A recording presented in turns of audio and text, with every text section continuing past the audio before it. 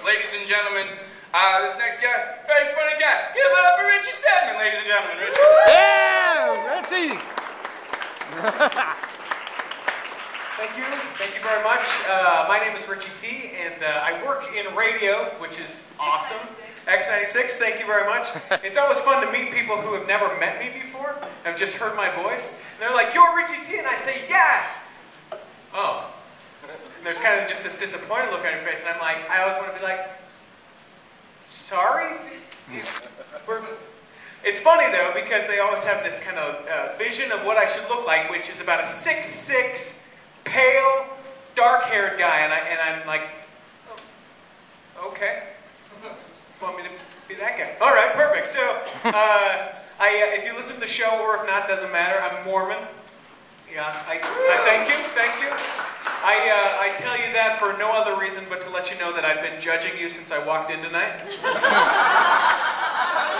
No, I'm kidding. But seriously, it's fun. It's fun living here in Utah where everyone's just a little bit Mormon. You know what I'm saying? Like everyone's either been Mormon at one point or knows everything about Mormons, and you just can kind of have like that inner dialogue with everyone. And I've got a lot of friends who were raised Mormon and aren't anymore, and because of the Mormon guilt, I kind of have that thing like I feel like I should be bringing them back. And so I do this thing with people, and this is true. You know, several people here tonight I've even done it too, where I shake the hand and I go, you know. And that's it. I don't say anything else because I just set it up where I do this look where I go, you know. Hoping that they'll come back. I don't know. I don't want to be pushy. I don't want to be that Mormon guy. I'm married. That's awesome. I got that done. Got that done out of the way. So 2 more steps to the old CK, if you know what I'm talking about. Totally awesome. For those who don't know, go ahead and raise your hand. I'll send 2 guys to your house to explain that to you.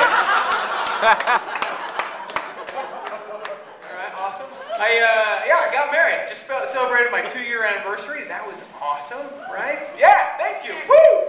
I was going to ask if anyone was married here tonight, but it's a bunch of stand-up comics, so I know that answer. It's super cool, though. She's super hot. I met her on Facebook, which was rad. I got this app out of Southern Utah, which is a wife request. Bump, bump. She said yes, so 2 more till the old CK too, if you know what I'm talking about. But we fight all the time, which is ridiculous. We fought since the second we got home from the honeymoon. This is true story. The night we got home from our honeymoon, I was crying on the phone to my brother. True story. Because once you get married, for people who don't, which is everyone, or people who aren't, which is everyone, you start to think that the most important things is what's going on right now. This is a true story. Went to bed the first night home from our honeymoon, and we have a kid. Yeah, we got that done real quick too. He's now 14, so that's awesome. And you sleep with the door shut, right? Who sleeps with the door shut? You sleep with the door shut? Who sleeps with the door open, right? No, you don't. No, you don't. You sleep with the door shut. That's how sleeping goes with the door.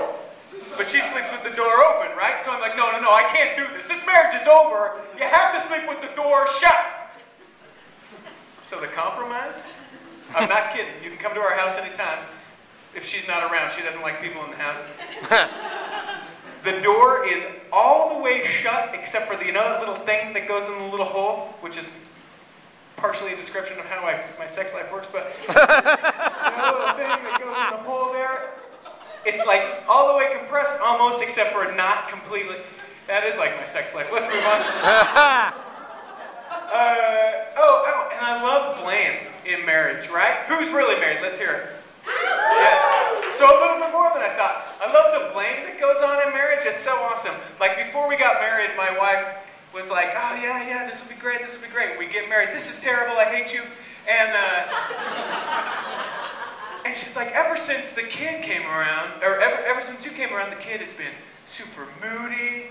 You know, he hates me, he doesn't want to spend any time with me." When we got married, he was 12 and he's 14. So it's puberty, right? But somehow in this whole thing, puberty is now my fault. Like, I'm the one that made him get older. I'm like, it's puberty. No, my friends. That hasn't happened. That's not what's going on for my friends.